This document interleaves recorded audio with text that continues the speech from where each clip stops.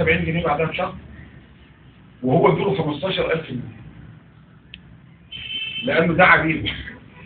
خلي بالك الدعاء ده انا بقول لك من سنه 48 ل 67 على 1,600,000 منبر لم يقبل الله دعوه. لان الدعاء يا شباب لا يتقبل الا في حالتين: حاله الاستحقاق وحاله الاضطرار. والحالتين دول ربنا يقبل الدعاء من جميع البشر: يهود، مسيحيين، مجوس، عباد نار، هندوكيين.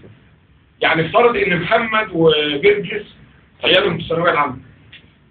ابن جرجس بيذاكر كله ومحترم نفسه وذاكر له 10 12 ساعه. ابن محمد بيلعب. طبعا محمد وجرجس الاثنين بيدعوا ربنا ان عياله ينجحوا. ربنا يتقبل من جرجس لان ابنه اشتغل ما يتقبلش من محمد. ولذلك انا برفض الصالونات الثقافيه، يعني يميل للصالونات الاسكندريه ما بحبش احضرها اللي هي في البيوت دي. مره واحده بس طالبه عندي، طالبه مع الدعوه بس كان عندها سنه، طلبت مني ان انا او 50 منها طلبت مني ان انا احضر لقاء عندهم زي عزومه. رحت فوجئت ان انا معايا 7 عمم من علماء الازهر والازهر. بعد الغداء انا قايم اقول متشكلين مروح، كلت مروح مش فاضي. شفتي في الدنيا دي. قالت لي والنبي يا مولانا دعوهم وتفضلوا تصلوا وتدعوا الحماده ان ربنا يوفقه في الثانويه العامه ويدخل في اليوم. قلت لها طب يا ام حماده الاخ حماده بيذاكر كام ساعه في اليوم؟ قالت لي لا والله هو ملوش تقل عن ذلك. خلاص هو البيت بيروح النادي بيركب فيه. قلت له عاوزاه ينجح. قالت لي قلت يعني انا اطلب من ربنا انه ينجح واحد ما بيذاكرش ويسيب واحد يذاكر، يعني حتى ما بقاش مسلم ولا من اي ملك. انا ما اقدرش اخد ده ربنا اطلب طلب ده. فعرضك يا مولانا قلت له لا والله انا اطلب مني ان ربنا يصلح حالي منك وينجح السنه الجايه. انما السنه دي استحاله ابقى مجنون. وبناء عليه طبعا المشايخ قالوا لي لا احرم عليكم بتاع، فانا صريت ان اطلع من بيت صلاه مره وهم يدعوا للحماده. وحماده الحقيقه سقط في جميع المواد. وطبعا ابوه وامه عاملين له معسكر بتاع ثاني سنه لغايه ما جاب 52%. جميل. فالدعاء لا يتقبل في الاسلام وعند ربنا الا في حالتين اثنين: ان تكون مضطرا وده ربنا هيمد ايده لك. حقيقه وقعت وانا مش قدها بقول يا رب بالحق. عربيه داخله على حادثه بقول يا رب بالحق. لكن عمره ما يتقبل من غير مضطر الا اذا كان مستحيل. ونحن احيانا بنبقى غير مستحقين للقبول. فالذنب مش عند ربنا، الذنب عندنا احنا. مهم جدا ان الفقير يشتغل ويتعب ويفكر لغايه ما يلاقي فرصه ويمسك فيها جامد ويقول يا رب وفقني، ينقله نقله يخليه غني ويخليه ثري جدا. بس هو يستحق يعني. فالحقيقه لو خلصنا الناحيه العربيه دي اللي جت لنا في العقل العربي، عندكم المصريين مع 7000 سنه على الرقاب. النيل يجي يروي يزرعوا يروح النيل يضموا الحصاد ويعيشوا. عجب حاجه اسمها القوالب الثابته في العقل. بتخلي العقل يعني ده زي سياج حديد يخليك غير متكئ وغير منفتح على فكره جديده. يعني العقل معتقل. ولذلك انا قلت يا شباب الثوره، قلت في التلفزيون وعلى القنوات اوعوا تصدقوا ان الثوره يعني انتهت. الثوره قامت بس لكنها لم تنجح حتى الان. لان دخلنا في سيدنا حسني مبارك والجماعه اللي معاه وبدانا نمدح في الثوار والشهداء. طب والشغل؟ الدوله ما الشهداء دول على عقلنا وهم عند ربهم لهم اكثر من اللي في دماغنا احنا مليون مره. بلاش. ليه رئيس الوزراء ما بعينش اخو الشهيد؟ دخلوا نيابه مثلا وظيفه محترمه. عنده دبلوم تجاره اخته ما بتشتغلش يعين ونكرم الشهداء. انما نعمل لهم حفله في كل محافظه وكل مدرسه ونشتغل نطبل ونزمر. رجعنا للفتره الاولى بس غيرنا اللي بنطبلها وبنزمره. ولو تلاحظوا دلوقتي اشرس الناس في مدح الثوره والجيش القنوات الفضائيه الرسميه والاعلام الرسمي بتاع زمان. يعني اشد الناس نفاقا هم اكثر الناس مجامله دلوقتي للوضع الجديد. لكن احنا ما كناش نطلع من جوه القيد الحديث اللي هو حاول احل المشكله بايدي. مش هنقدر. اخر حاجه قصه صغيره هتفتكروني بيها، درسناها في لغه الهوسه اسمها أطيهط. أطيهط يعني ضفدعتان. جزء فاضح. هي بتتكلم بقى 18 دولة في أفريقيا. ضفدعتين عدوا من أرض رز على بيت واحد فلاح ودخلوا في نيجيريا.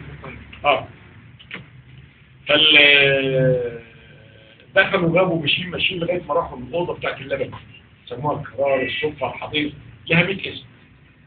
دخلوا وبعدين طلعوا فوق شالية بتاع الطاجن ده وراحوا نطين هما الاثنين ووقفوا على القشطة اللي هي موجودة على وش لحسوا لقوا الطعم حلو جدا، طعم اللحسة دي، فتحزبوا ولقوا رأس بالفرح. ارقص لغاية وش الطاجن من الخرم وراحوا ساقطين هما الاثنين. في قاع الطاجن ضفدعة منهم كانت زينا كده، مصرية مسلمة، فقالت ياو اموتوا وراحت ايه فتحة بقها وشرب لبن وموتها. الضفدعة الثانية قالت الله خلق الكائنات للمحاولة، فانا احاول لما اموت. ايوه احاول لما اموت، بعد ما اموت يبقى خلاص عملت العملية.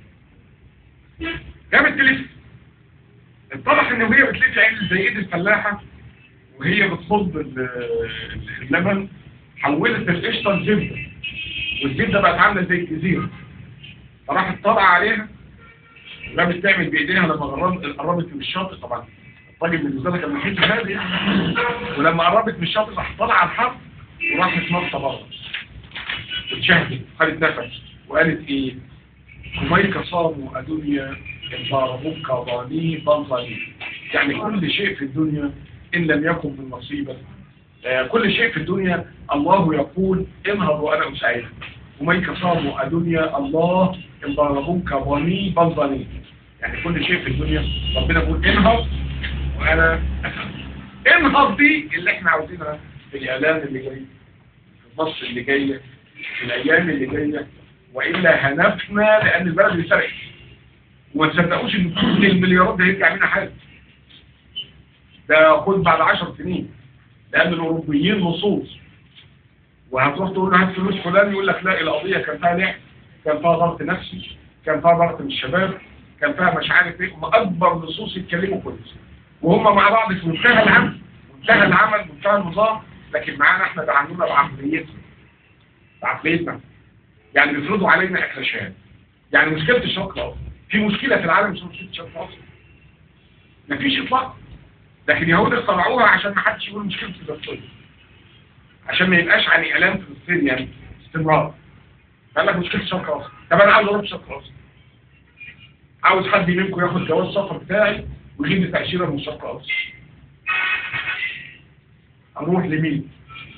وأروح فين؟ مفيش. لكن هم استطاعوا أكلاشيه يحطوه على الإعلام. الجماعة اللي في الأخبار عندنا بترجمهم خدوا ميدل اسم وراح حاطينها ايه؟ مكان فلسطين. وبناء عليه بقينا كلنا زي البغبغاوات وبدون عقل وبدون فهم نردد ان في مشكله اسمها الشرق الاوسط. لا توجد في العالم ما بين السماء والارض مشكله اسمها الشرق الاوسط. هي مشكله اسمها مشكله فلسطين. لكن اليهود عشان يمسح اسم فلسطين من الوجود حط لك الاكلاشيه ده زي ما قلت عشان احنا ما بنفكرش. خدنا الاكلاشيه حطيناها كده. الآن المشكلة اللي في مصر مشكلة الجوع، مشكلة الرغيف. لكن الجماعة بتوعنا بيسموها مشكلة التنمية. الجماعة اللي بيحكمونا زمان ودلوقتي بيسموها مشكلة التنمية. ومشكلة التنمية جاية في اصطلاح من بره. واحنا برضه بنقول لكن خطر الرغيف، وجود الرغيف أو عدم وجود الرغيف بعد كده ينبني عليه المصانع والمزارع وكل الخير اللي هيجي على ايديكم ان شاء الله. اشكركم. السلام عليكم ورحمه الله وبركاته. حول التأكيد على السنة وإعلى لنا شيء خلال الشخص تقربه وعيد الحياة نبدأ بالجزء العملي من المتعلق بيومنا والمتعلق بالإعلام ورؤية الإعلام والأداء الإعلامي فأخبار أن هنا أنكم زميلي بحث دكتوراه أي دكتور المفيد في المصري أو بسم الله الرحمن الرحيم. معذرة بس أولا أنا أقل شأنا من إنه يكون لي مداخلة بعد أستاذنا الكبير الدكتور محمد الرزقي، وأنا يعني بستسمح الدكتور في الحديث وأن حاجات بظروفها من حيث الترتيب، لكن حقيقة أنا بيجمعني أستاذنا الدكتور محمد أبو زيد في موقف هو قد لا يذكره. إن أنا في يوم من الأيام رحت له كلية الدراسات الإسلامية في سوق في كفر الشيخ وحبيت ان انا اسجل معاه فرفض. حقيقة انا بالنسبة له وبالنسبة للدكتور محمد غنيم الموقفين دول انا تعرضت لهم، وانا ظليت من يوميها لحد النهارده وانا بحترم الشخصين دول نظرا لانه هم كان عندهم قناعة داخلية فعلا بشكل عملي، وفي توقيت كان الناس فيها كلها بتدور على الاعلام وتجري وراه، لان القصة مش قصة اعلام لكن هي قصة عمل. فانا عارف هو انا بفكره بيه. الحاجة الثانية عشان أنا عارف إن هو وقت ضيق فأنا هنتهز فرصة إحراجه بالمساعدة دلوقتي إن هو يعني إيه يقول إنه عايز يساعد وعايز يتحرك. طيب تمام. إنه هختزل كلمتي مع حضراتكم في مبادرة من شقين اثنين بشكل عملي عشان ما يبقاش برضه مجرد كلام. إنه سبق لينا بالفعل إن كان في تجربة الجزء الأول من كلامي كان في تجربة إعلامية كنا بدأنا بيها لكنها ما لقيتش قبول من الإعلام آنذاك، أتمنى أنها تلقاه حاليا. إنه الإعلام وتحديدا الإعلام الإقليمي المحلي هو إعلام تفاعلي، بمعنى إنه المفروض إنه إن شاء الله التصور اللي كنا حاطينه إنه أشوف قضية معينة من القضايا، وكنا بدأنا بالفعل تحديدا في قضية التنمية بتاعة الثروة السمكية.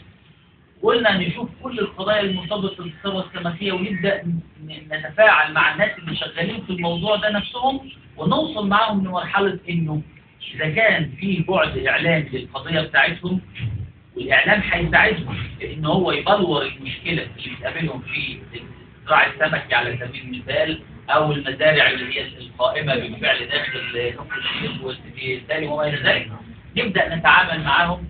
والمهم عندنا ان احنا لما نعمل هذه الحملة نوصل في النهاية الى هذا الفكر التفاعلي، وكرر ثاني التفاعلي، مش بمجرد ان انا النهارده اجري ورا المحافظ واجري ورا رئيس المدينة واخد كلمة من ده واخد كلمة من ده واقول ان انا كده عملت تلفزيون وعملت اعلام. لا، انا عايز امشي مع الموضوع واحدة واحدة لحد ما اوصل فيه، لانه اصبحت اداة فاعلة من ادوات التنمية اللي شغالة في البلد نفسها، عشان اقول في النهاية ان فعلا كل المشاكل المرتبطة بالجزئية دي وصلنا لحل فيها، واعتقد الزملاء كانوا معانا في الصوره ديت، فاتمنى ان شاء الله ان احنا نفعل ده باذن الله.